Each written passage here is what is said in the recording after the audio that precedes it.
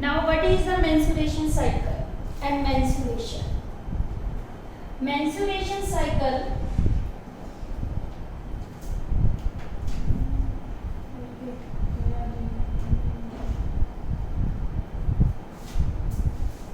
it is a cycle of events starting from one menstruation till the next one. क्या बताया menstruation cycle? The cycle of events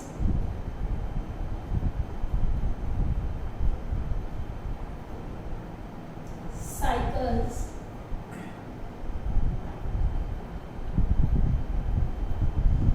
events from one menstruation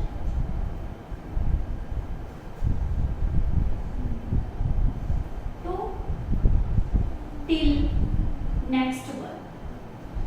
This is the definition of menstruation cycle. क्या बताया आपको? ये cycles of क्या है? Events. From one menstruation till the next one is called menstruation cycle. In this, one ova is released during the middle of each menstruation. One ovum is released in the middle of each menstruation cycle. And now what is the menstruation? Menstruation, it is a periodic vaginal bleeding. Periodic mean regular interval, यानी इसमें bleed हो जाना, blood का flow होना कहाँ से? Vagina से. अब आता है ड्यूरेशन. एवरेज कितनी है? 28 डेज. ठीक है. और यानी कि आफ्टर ए ल्यूनर मंथ, कई बुक्स में मेंशन होता है ल्यूनर मंथ के बाद होती है, तो वर्ड से कंफ्यूज नहीं करना. फिर आते हैं फेसेस. मेंस्ट्रुएशन के कितने फेसेस होते हैं? 4 फेसेस. अब वन बाय वन हम इन फेसेस को क्या करेंगे? स्टडी करेंगे. देखो, this is the menstruation cycle.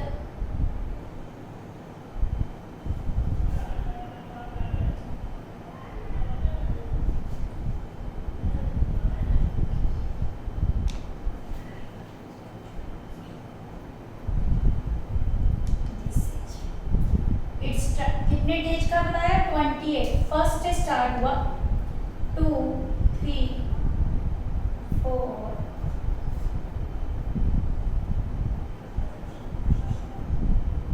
और ये 5 डेज.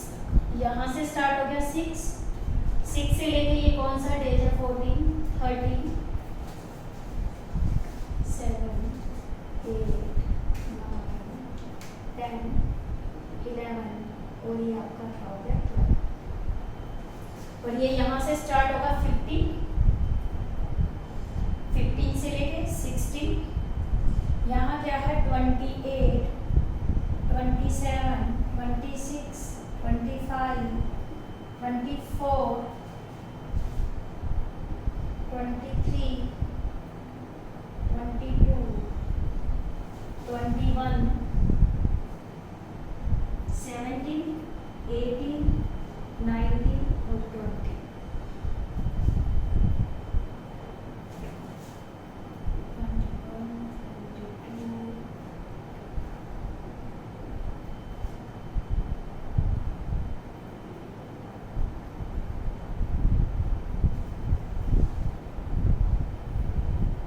ये 26.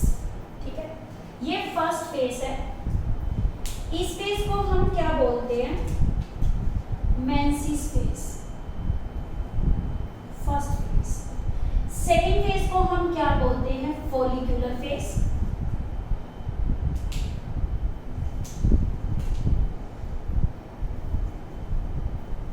फॉलिक्यूलर फेज या प्रोलिफरेटिव फेज. ये थर्ड फेज है. थर्ड फेज को बोलते हैं ल्यूटियल फेज या सेक्रेटरी फेज। ठीक है, जो मेंसेस फेज है इसकी ड्यूरेशन रहती है कितनी, 3 to 5 डेज। फॉलिकुलर फेज की कितनी होती है, 6 to 13 डेज।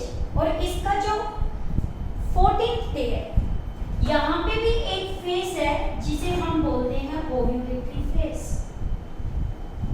यानी कि कितने फेज हो गए, 4 फेज हो गए। This is the first phase, आपका फर्स्ट फेज।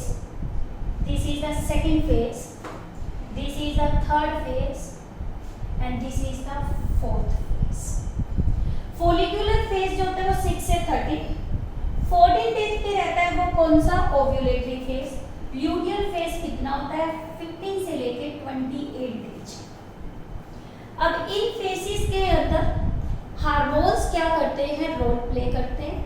हार्मोन्स जब रोल प्ले करेंगे तो चेंजेस आते हैं किसमें, ओवरी में, साइमल्टेनियसली यूट्रस में। सबसे पहले जो मेंस्ट्रुएशन साइकिल स्टार्ट होता है वो मेंसेस फेज से होता है। ड्यूरेशन कितनी बताई, 3 to 5 डेज। अब देखो जो मेंसेस फेज है, इस फेज के अंदर क्या क्या चेंजेस आते हैं, इसमें प्रोजेस्टेरोन लेवल लो हो जाता है। क्या बताया, प्रोजेस्टेरोन डिक्रीजेज, डाउनवर्ड साइन किसके लिए बताया, डिक्रीजेज। प्रोजेस्टेरोन डिक्रीज हो रहा है तो एस्ट्रोजन भी डिक्रीजेज। एस्ट्रोजन डिक्रीज हो गया तो एंडोमेट्रियम ऑफ यूट्रस ब्रेक। ठीक है, और ब्लड वेसल्स भी क्या कर जाती है, ब्रेक हो जाती है। और फिर मेंसेस और ब्लीडिंग स्टार्ट हो जाती है, ब्लीडिंग स्टार्ट। अब आपसे पूछे इसमें हार्मोन रोल प्ले कर रहे हैं, क्या होना, डिक्रीज हो जाना किसके लेवल में, प्रोजेस्टेरोन और एस्ट्रोजन के में। साथ साथ आपको पता है प्रोजेस्टेरोन जो कम हो रहा है, प्रोजेस्टेरोन हार्मोन हम कह देते हैं कम हो रहा है, वो कम किसकी वजह से होता है, एलएच की वजह से। तो यानी कि इसमें सभी हार्मोन्स का लेवल क्या था, लो। तो यहाँ पे 3 to 5 डेज में ये मेंसेस फेज चलता है और इस फेज में सभी हार्मोन्स कम हो जाएंगे और ब्लीडिंग स्टार्ट हो जाएगी और मेंसेस बन जाएगी। अब मेंसेस की कंपोजिशन करें, मेंसेस की क्या बताइए आपको, कंपोजिशन। कंपोजिशन में क्या आती है, cells of endometrium secretion, endometrium secretion. ठीक है, ये रोल ये है। प्लस में इसके साथ क्या है, अनफर्टिलाइज्ड ओवा, ब्लड एंड अनफर्टिलाइज्ड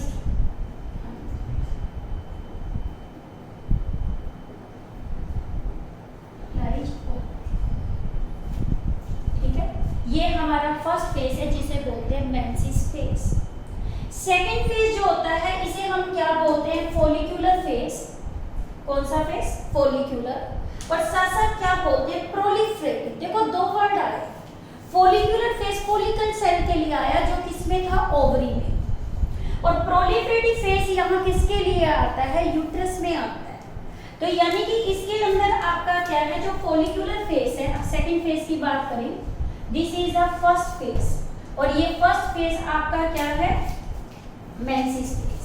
अब सेकेंड फेज की बात करें यहाँ, तो ये फेज कौन सा है, फॉलिकुलर और प्रोलिफरेटिव। अब देखो कई लोग इसका अदर्स नाम में भी डालते हैं, post menses phase, post menses phase. और ये ओव्यूलेशन से पहले है तो इसे हम क्या बोलते हैं, प्री ओव्यूलेटरी फेज। ये भी इसी के ही नाम है। अब देखो जब फॉलिकुलर फेज है और ये फेज आपको पता है कौन सा है, सेकंड फेज है। तो इसमें क्या क्या चेंजेस आते हैं, देखो फॉलिकुलर फेज में पिट्यूटरी ग्लैंड है, कौन सा, पिट्यूटरी ग्लैंड, ये सिक्रीट करता है एफएसएच हार्मोन, एफएसएच, जिसकी वजह से इस FSH which convert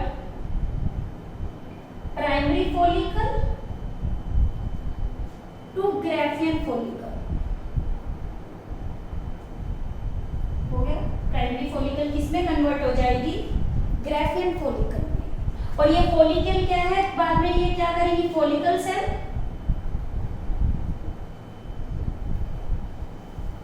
follicle secrete क्या, एस्ट्रोजन हार्मोन सिक्रीट करेगी, और एस्ट्रोजन विच पॉलीसेट या multiply the lining of uterus. और ये लाइनिंग कौन सी है, एंडोमेट्रियम, यानी इस हार्मोन की वजह से एंडोमेट्रियम की लाइनिंग है वो क्या हो जाएगी, यूट्रस की प्रोलिफरेट, डिवाइड और मल्टीप्लाई करना क्या कर देगी, शुरू। और इसमें इंक्रीज हो जाते हैं uterine gland, increases uterine gland and साथ में ब्लड वेसल्स, ठीक। अब देखो इसमें क्या क्या बताया, मेन प्रोलिफरेटिव फेज का जो रीजन है वो क्या है, कौन सा हार्मोन इसमें रोल प्ले कर रहा है, इंक्रीज इन एस्ट्रोजन। ये क्वेश्चन बहुत इंपॉर्टेंट है नीड पॉइंट ऑफ व्यू से भी, कि जो फॉलिकुलर फेज है वो किसकी वजह से होता है, और मेंसिस फेज जो होता है वो किसकी वजह से होता है। यहाँ पे हमने दिया तो ये को किसकी डिस्क्रिप्शन थी आपकी, मेंसिस फेज की। हो गया, 2 पॉइंट क्लियर हो गए आपको कि मेंसिस में क्या हो रहा है और फॉलिकुलर में क्या है। अब आता है ओव्यूलेटरी फेज। देखो जब फॉलिकल सेल मैच्योर होगी, ग्राफियन बन गई, यहाँ पे दोनों हार्मोन ही क्या होते हैं, पीक पे होते हैं, एफएसएच। ये हम कौन सा एक्सप्लेन कर रहे हैं, थर्ड फेज कर रहे हैं, थर्ड फेज जिसका नाम क्या है, ओव्यूलेटरी। एफएसएच और एलएच, एफएसएच और एलएच आर एट पीक, यानी सबसे ज्यादा होती है, बट बाद में लेटर एलएच बढ़ जाता है, increase as compare to the FSH, which rupture Graafian follicle and release ovum। Ovum यहाँ पे रिलीज हो गया, और इस प्रोसेस को हम क्या बोलते हैं, ओव्यूलेशन। क्या बोलते हैं, ओव्यूलेशन, ठीक है। ओव्यूलेशन 2 टाइप की होती है डिफरेंट एनिमल्स में। जैसे ह्यूमन के केस में करें तो स्पॉन्टेनियस होती है, बट रैबिट और श्रियू के केस में करें तो उसे इंड्यूस बोलते हैं, और क्या बोलते हैं, रिफ्लेक्सिस बोलते हैं।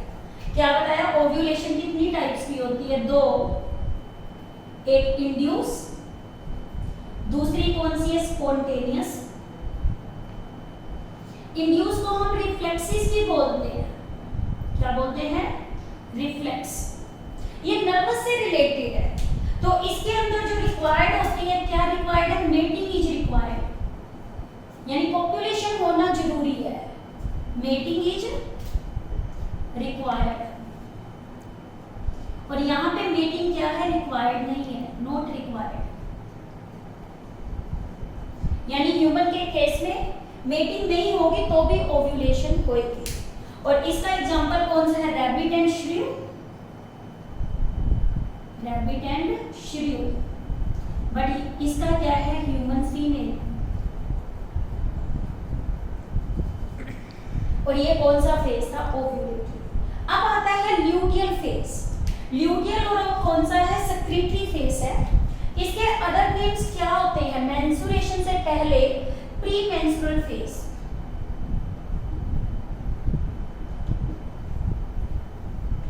ठीक है, और या इसे क्या बोलते हैं, पोस्ट ओव्यूलेटरी फेज, ये भी बोल सकते हैं।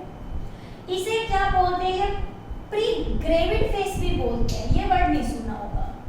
ग्रेविड वो होता है जहां पे मैच्योरेशन के लिए आता है, रिप्रोडक्टिव पार्ट के लिए, तो इसे प्री ग्रेविड फेज भी बोलते हैं। ल्यूटियल फेज के अंदर क्या क्या चेंजेज आते हैं, कौन सा फेज है, ल्यूटियल, यहाँ पे हमारा फेज है ल्यूटियल। ल्यूटियल फेज में जो कॉर्पस ल्यूटियम क्या हो गई, रप्चर हो गई। अब वो रप्चर हुई कॉर्पस ल्यूटियम, ग्राफियन फॉलिकल जो क्या हो गई, रप्चर, वो कन्वर्ट हो जाती है किसके अंदर, रप्चर ग्राफियन फॉलिकल कन्वर्ट हो जाती है कॉर्पस ल्यूटियम में, और कॉर्पस ल्यूटियम में इसकी वजह से इंक्रीज हो जाता है प्रोजेस्टेरोन, तो प्रोजेस्टेरोन का लेवल क्या हो गया, इंक्रीज हो गया। और प्रोजेस्टेरोन क्या करेगा, यूट्रस को बिल्डअप मोर, यहाँ भी यूट्रस की बिल्डअप हो रही थी, यानी फॉलिकुलर फेज में भी हम करें तो यूट्राइन क्या है, बिल्डअप, यूट्रस यहाँ भी क्या करता है, बिल्डअप करता है, और यहाँ यूट्रस की लाइनिंग क्या हो जाती है, ब्रेक हो जाती है, लाइनिंग ब्रेक, और यहाँ प्रोजेस्टेरोन बढ़ गया तो यहाँ भी क्या होगा, यूट्रस मोर बिल्डअप, और ये अपने आप को प्रिपेयर करता है, प्रिपेयर फॉर किसके लिए, आपका इम्प्लांटेशन। यहाँ पे सेक्रेटरी एक्टिविटी भी यूट्राइन लेयर की क्या हो जाती है, increase is secretory activity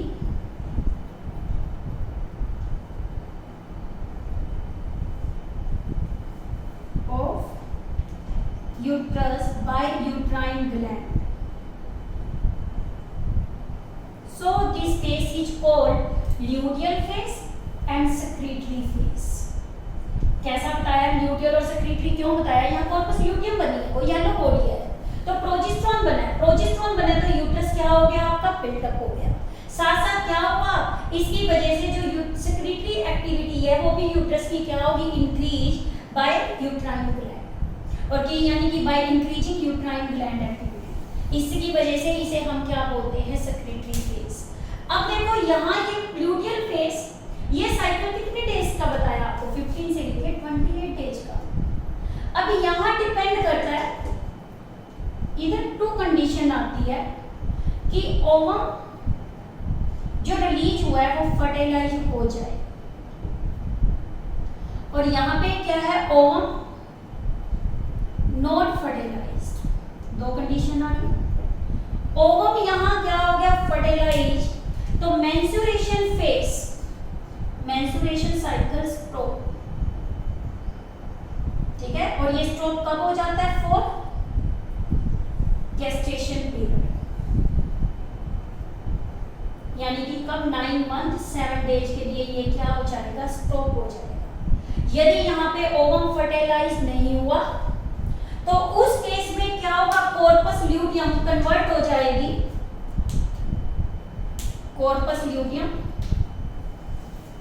convert हो जाएगी कॉर्पस एल्बिकम में, और प्रोजेस्टेरोन का लेवल डिक्रीज होना क्या हो जाएगा, शुरू, और प्रोजेस्टेरोन डिक्रीज हो जाएगा, सेल वापस एंटर कर जाएगी मेंसेस फेज में, और इसकी वजह से मेंस्ट्रुएशन साइकिल क्या हो गया, स्टार्ट। और कई लोग कहते हैं इसे हम यूट्रस सेक्रेटरी फेज है, कहते हैं इसमें यूट्रस क्या करता है, वीप करता है, it is the weeping of uterus for the lost of ovum. क्या बताया आपको, वीपिंग ऑफ यूट्रस, मेंस्ट्रुएशन को हम क्या बोलते हैं, मेंस्ट्रुएशन जो साइकिल है ये क्या है, यहाँ पे weeping of uterus,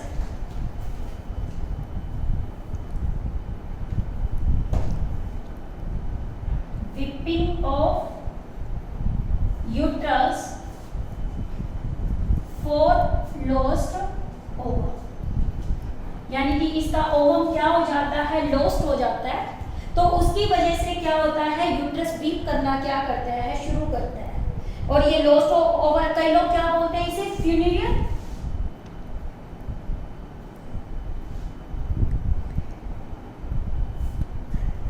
of unfertilised ovum, यानी कि इसने अनफर्टिलाइज्ड ओवम को दफना दिया। ठीक है, फ्यूनिरियल आपको क्या बताया कि आपका ये ऑफ अनफर्टिलाइज्ड ओवा, ये उसके इंडिकेट करता है मेंसिस फेज, यानी कि 4 फेज बताए मेंसिस, सेकंड आपको बताया फॉलिक्यूलर, थर्ड बताया ओव्यूलेटरी और फोर्थ कौन सा बताया, ल्यूटियर। इसमें सिर्फ क्या बताया, ब्रीफली रिकॉल कर रहे हैं वापस, प्रोजेस्टेरोन और एस्ट्रोजन कम हो गया, एंडोमेट्रियम की लेयर ब्रेक होगी, ब्लड ब्लीडिंग की फॉर्म में विजाइना से बाहर आने लग गया। फॉलिक्यूलर फेज में क्या हुआ कि इसके अंदर नाम ही फॉलिक्यूलर है, तो ओवरी के अंदर फॉलिकल सेल मैच्योर होगी, पिट्यूटरी ने एफएसएच बनाया जिससे एस्ट्रोजन बढ़ गया, यानी मेनली हार्मोन कौन सा है जो इसमें रोल प्ले कर रहा है, एस्ट्रोजन। ग्रेविड फॉलिकल मैच्योर हो गई, साथ साथ यूट्रस की लेयर ने अपने आप को मल्टीप्लाई करना शुरू कर दिया, so called proliferative phase. Ovulatory phase क्या बोलते हैं, ये 6 से 13 डेज का था, मेंसिस की 3 to 5 डेज तक रहता है मोस्टली। 14 डे पे जो एंड होता है फॉलिक्यूलर फेज का, तो उसमें ओवा रिलीज होता है, दोनों ही हार्मोन पीक पे होते हैं, एफएसएच और LH, but LH gravid follicle को रप्चर करके ओवा को रिलीज कर देता है, इसे ओव्यूलेटरी। अब ये ओवा पे डिपेंड करता है कि ओवा फर्टिलाइज हो रहा है या नहीं। ओवा फर्टिलाइज हो गया तो मेंस्ट्रुएशन स्टॉप हो जाएगा, ये आगे वाला प्रोसेस 9 मंथ 7 डे के लिए सस्पेंड हो जाएगा।